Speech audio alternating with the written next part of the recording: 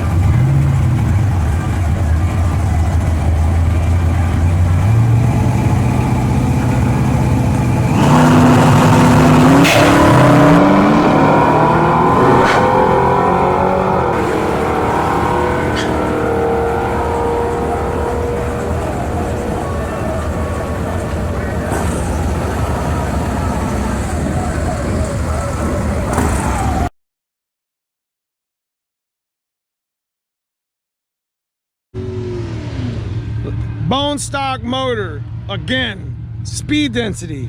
I'm about to do a mod on this bitch though next week or so. I should do it right now, where I'm gonna move the ACT over here and see if Paulito can't. Matter of fact, come on. All right, check this out. I think that's what he said. I don't think he's gonna clear the lane. So let's go get it in the lanes. I already know what I need. I just need 2 wires. Check this out. We're gonna do the ACT mod right now, and you'll see this in one of my videos. I'm gonna make signal return end up over here. And all I'm gonna do is just do it right here real quick, and then we'll end up making that permanent later. How about that? Oh yeah. High five. Fox shit. Boom.